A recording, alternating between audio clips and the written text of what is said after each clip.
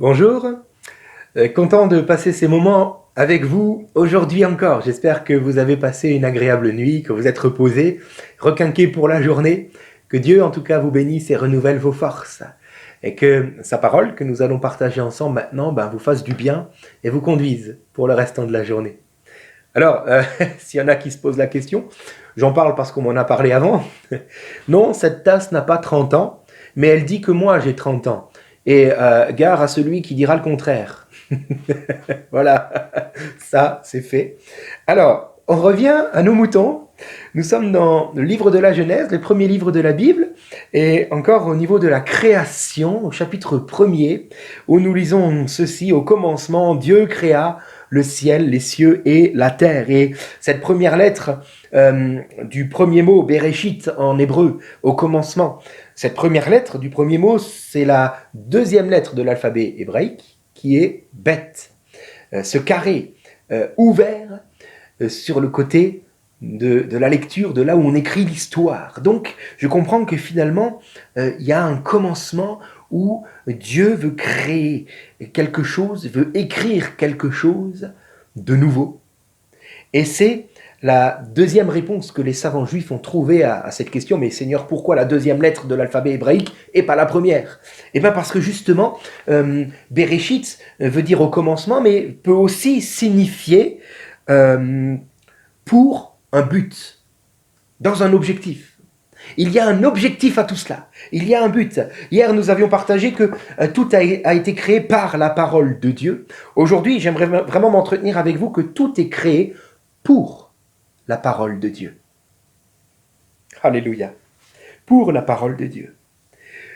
Alors, l'histoire humaine se déroule vers un objectif. Bereshit, pour un but. Quand Dieu a créé l'univers, il avait un objectif. Et Paul, l'apôtre, en parle dans l'épître adressée à l'église de Colosse, chapitre 1er, verset 16. Il est écrit: c'est en lui, Jésus-Christ, c'est en lui et pour lui que toutes choses ont été créées. En lui, nous en avons parlé hier, et pour lui, nous allons en parler aujourd'hui. C'est en lui et pour lui que toutes choses ont été créées, celles qui sont dans le ciel, celles qui sont sur la terre et celles qui sont sous la terre. Hébreux 12, verset 2 vient confirmer cela. Ayant les regards fixés sur Jésus, le chef et le consommateur de votre foi. C'est lui qui donne la foi, c'est lui qui consomme la foi. Il est à la genèse de tout, mais il est à la fin de tout. Il est le commencement, il est la fin. Il est l'alpha, il est l'oméga. Alléluia. Tout vient de Christ, tout retourne à Christ.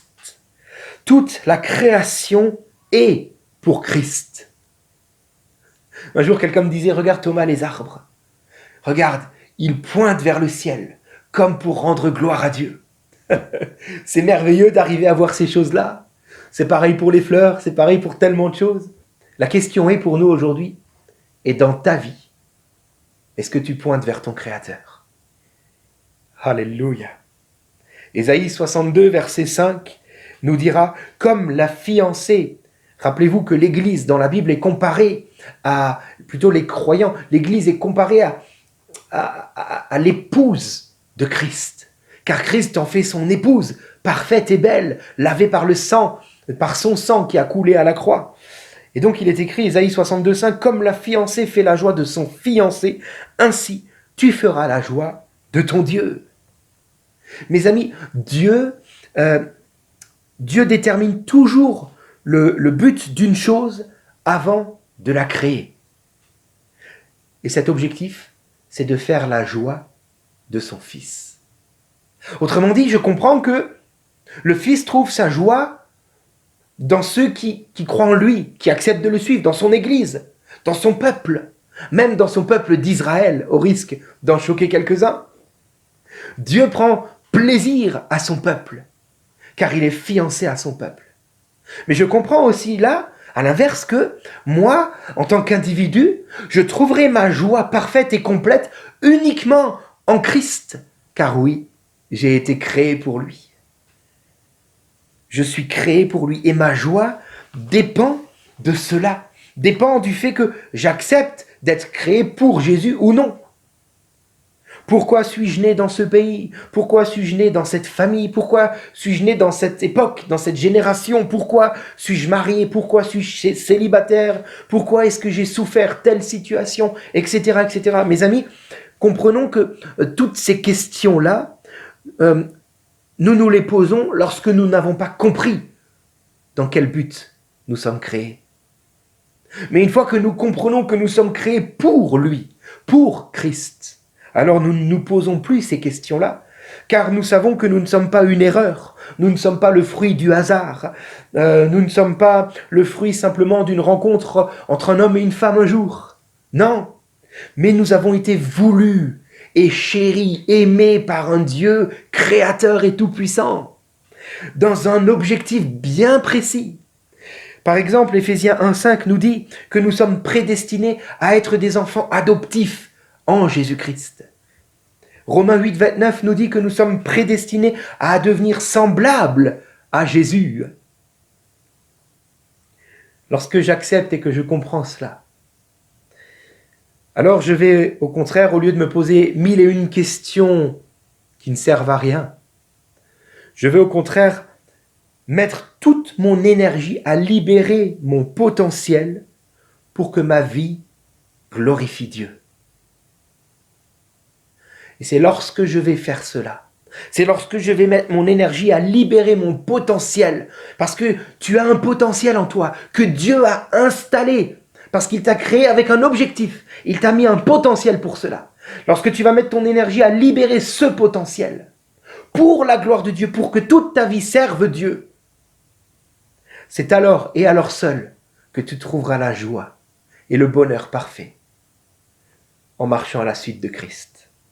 Colossiens 3,17 nous dit « Quoi que vous fassiez, en parole ou en œuvre, faites tout au nom du Seigneur Jésus, en rendant pour lui des actions de grâce, en rendant par lui des actions de grâce à Dieu le Père.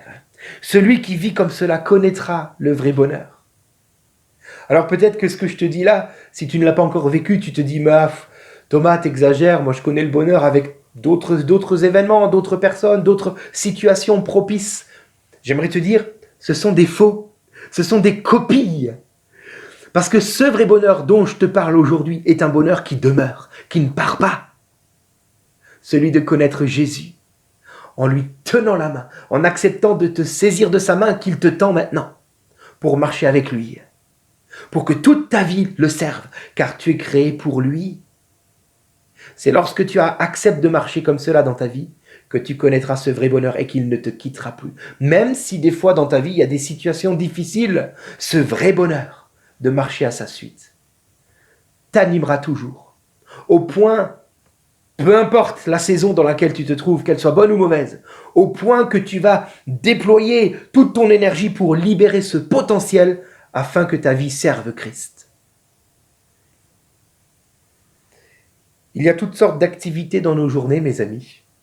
Et pour aujourd'hui, j'aimerais vous proposer, au-delà de tout ce qui vous attend, de tout ce que vous savez par avance qui doit venir, et puis de tout ce qui va vous tomber dessus que vous n'aviez pas prévu, j'aimerais vous inviter aujourd'hui à réfléchir sur ce que vous pourriez dire ou faire à la gloire de Dieu, car vous avez été créés pour cela. Puissions-nous réfléchir et aujourd'hui glorifier le Seigneur dans nos mots, dans nos actes. Seigneur, merci, parce que nous avons été créés par toi et pour toi. Je prie donc, Seigneur, que tu nous montres aujourd'hui comment vivre cette journée, comment vivre à la gloire de Dieu. C'est là que se trouve le vrai bonheur. C'est un mensonge de croire que le bonheur se trouve dans la réponse à notre problème. Non, le vrai bonheur se trouve dans une vie qui marche pour la gloire de Dieu. Le reste, tu t'en occuperas, parce que tu nous aimes.